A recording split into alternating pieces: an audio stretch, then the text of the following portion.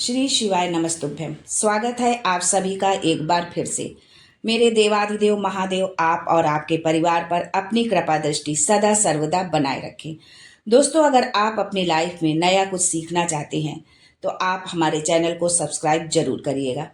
दोस्तों, सावन का महीना शुरू होने वाला है 22 तारीख से। प्रत्येक भक्त इस महीने में अपनी इच्छा के अनुसार, अपनी मनोकामना के अनुसार और अपनी सामर्थ्य के अनुसार भगवान भोलेनाथ को प्रसन्न करने के लिए पूजा अर्चना करता है। भगवान शिव को जलाभिषेक अत्यंत प्रिय है। इसी प्रकार से भांग, धतूरा, बिल्वपत्र ये सभी सामग्री भगवान शिव की कृपा पाने के लिए अर्पित की जाती हैं। लेकिन क्या आप जानते हैं कि भगवान शिव की पूजा में दीपदान का क्या महत्व है? इच्छा पूर्ति दीपक कैसे जलाएं, ऐसी बहुत सारी जानकारी आज हम आपको इस वीडियो में देने वाले हैं, तो वीडियो अंत तक अवश्य देखें।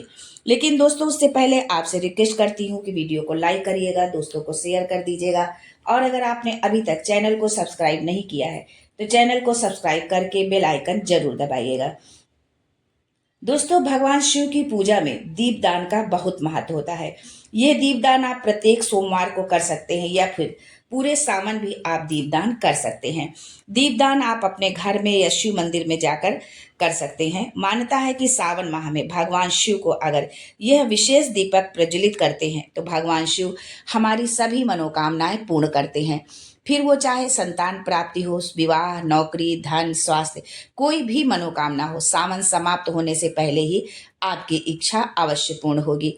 आज के वीडियो में हम एक विशेष दीपक की बात करने वाले हैं जिसे कहते हैं इच्छा पूर्ति दीपक। शिव महापुराण में कहा गया कि यदि हम ये इच्छा पूर्ति दीपक सावन में जलाते हैं तो हमारी संपूर्ण मनोकामनाएं पूर्ण होती हैं। भगवान भोलेनाथ इस दीपक से अतिशीघ्र प्रसन्न होते हैं।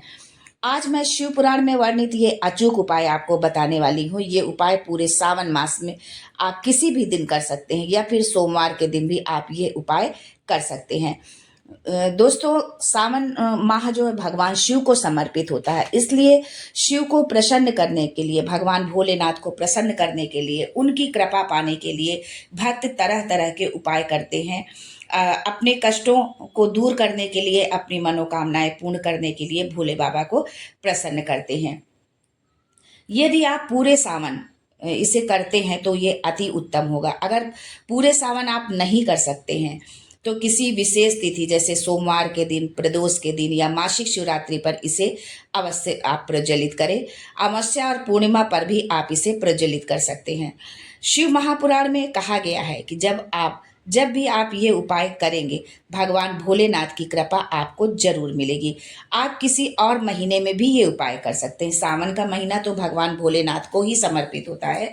इस महीने में तो विशेष कृपा उनकी प्राप्त ही होती है भक्तों को। लेकिन आप वैसे भी किसी भी महीने में या किसी भी सोमवार को जो है आप इस उपाय को कर सकते हैं।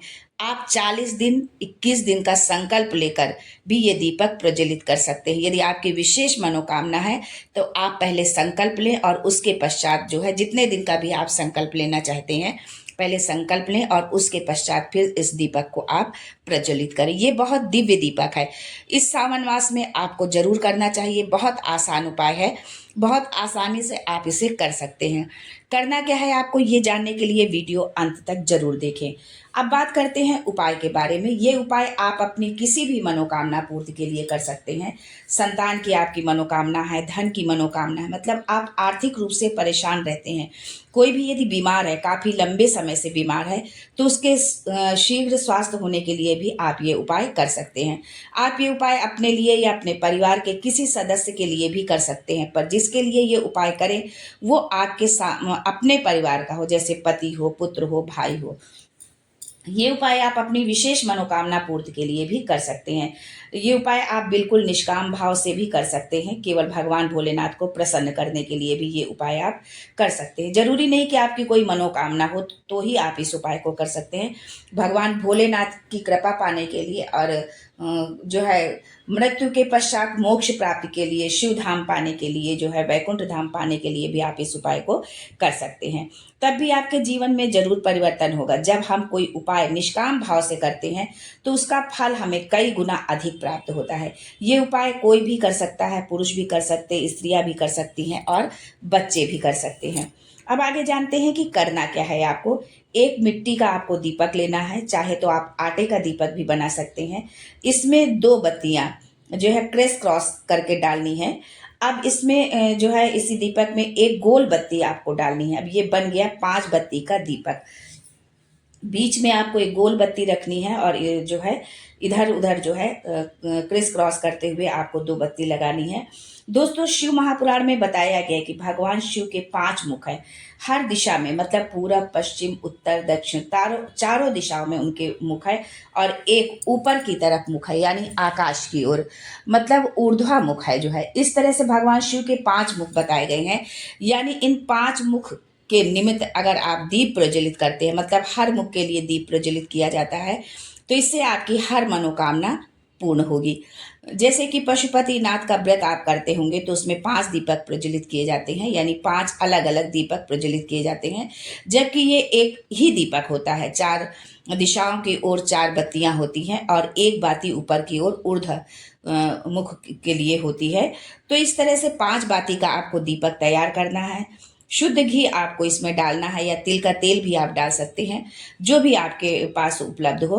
दोस्तों, सुबह या शाम किसी भी समय आप ये उपाय कर सकते हैं। वैसे जो है संध्या का समय जो है शिव पूजा के लिए विशेष उपयुक्त होता है, प्रदोष काल। इससे पहले भी मैंने आपको बताया कि सुबह और शाम के समय पूजन का क्या फल होता है। अगर आप चाहें तो सुबह ब्रह्म मुहूर्त में और शाम को सूर्यास्त से पहले, दोनों समय आप ये उपाय कर सकते हैं। पहले आप भगवान शंकर का जलाभिषेक करें, फिर उनका श्रृंगार करें। भांग, धतूरा, बिल्वपत्र, सफेद पुष्प, बेल, फल आदि जो भी सामग्री आपको उपलब्ध हो जाए, यानी आप पूरे श्रद्धा भाव से अपने सामर्थ्य के अनुसार आप पूजन करें। उसके बाद आपको ये दीपक आपको प्रज्वलित करना है। दीपक की 5 बत्तियां आपको प्रज्वलित करनी है, यानी 4 दिशाओं में जो बाती है वो, और ऊपर की ओर जो गोल बाती रखी है उसे भी। फिर इसी दीपक से भगवान शिव की आरती करिए। फिर दीपक को भगवान शिव के सम्मुख आप रख दीजिए। अपने जो है हाथ में आप अक्षत यानी चावल लीजिए, पुष्प लीजिए। आपकी जो मनोकामना हो वो भगवान से कहिए कि आपने उनकी जो पूजा अर्चना की है उसे वो स्वीकार करें। जाने अनजाने हुई अपनी त्रुटियों के लिए क्षमा मांगिए भोलेनाथ से और अपनी मनोकामना पूर्ति की प्रार्थना कीजिए। पूजा पूर्ण होने के बाद आपको थोड़ी देर शिव मंदिर में बैठना जरूर चाहिए, जितना भी समय आपके पास हो, 5 मिनट, 10 मिनट। और इस दौरान आप शिव चालीसा का पाठ कर सकते हैं, भगवान शिव का पंचाक्षरी मंत्र और ओम नमः शिवाय का जाप भी आप कर सकते हैं। भले ही 2-4 मिनट ही आप बैठे, लेकिन बैठे जरूर। इसके पश्चात ही आप अपने घर को जाएं। ये उपाय आप सावन के किसी भी दिन से शुरू कर सकते हैं। विशेष दिनों में भी आप ये उपाय कर सकते हैं। सोमवार को कर सकते हैं, अमावस्या पूर्णिमा में भी आप कर सकते हैं, मासिक शिवरात्रि पर भी आप ये उपाय कर सकते हैं। भगवान की पूजा पाठ के लिए और किसी चीज के लिए कोई समय की बाध्यता नहीं होती है, लेकिन फिर भी यदि हम जो है उपयुक्त समय में करते हैं तो उसका लाभ हमें शीघ्र मिलता है। जब भी आप ये उपाय करें, पूरे श्रद्धा भाव से करें, निश्चित ही आपको लाभ होगा। अब ये प्रश्न ये उठता है कि ये उपाय घर में करें या मंदिर जाकर। तो दोस्तों, आपको बता दें कि सावन माह में यदि हम मंदिर जाकर ये उपाय करते हैं तो अति उत्तम होगा। लेकिन अगर आप मंदिर नहीं जा सकते हैं किसी भी कारणवश, तो ये उपाय आप अपने घर पर भी आप कर सकते हैं। लेकिन मंदिर जाकर यदि आप ये उपाय करते हैं तो ज़्यादा श्रेष्ठ होगा। आपके घर में शिवलिंग या फोटो जो हो उसके सामने ये दीपक प्रज्वलित करके अपनी मनोकामना पूर्ति की भगवान भोलेनाथ से प्रार्थना करें। देखिए, घर और मंदिर के पूजा करने का अंतर क्या होता है। जब हम मंदिर जाकर कोई विशेष पूजा पाठ करते हैं तो उसका जो है फल हमें शीघ्र मिलता है, लेकिन जब हम वही उपाय घर में करते हैं तो थोड़ा समय लगता है। तो आप कोशिश करें कि विशेष पूजा पाठ अनुष्ठान के लिए मंदिर ही आप जाएं। यदि ये उपाय हमारी बहनें या बेटियां कर रही हैं तो थोड़ी दिक्कत आती है। यदि आप पूरे मास ये उपाय करना चाहते हैं, ऐसी स्थिति में आपके घर का कोई भी सदस्य ये उपाय कर सकता है। क्योंकि यदि मान लो बहनों को बीच में रजस्वला धर्म आ गया, पीरियड्स हो गए, तो फिर बीच में जो है उपाय रुक जाएगा। तो आपको रोकना नहीं है, घर से आपका कोई भी सदस्य, पति, बच्चे, कोई भी इस उपाय को कर सकता है। यदि आप संकल्प ले रहे हैं कि 21 दिन, 40 दिन दीपक जलाने का, तो ये नियम खंडित ना हो, इसके लिए घर का कोई भी सदस्य ये कर सकता है। बस नियम नहीं टूटना चाहिए। सावन मास में आप सभी पूजा पाठ तो करते ही हैं, उसी के साथ इस उपाय को भी करिए, आपको अवश्य लाभ मिलेगा। आज के लिए बस इतना ही दोस्तों, मिलते हैं अगले वीडियो में एक नई जानकारी के साथ। तब तक के लिए हर हर Mahadev and thanks for watching my video.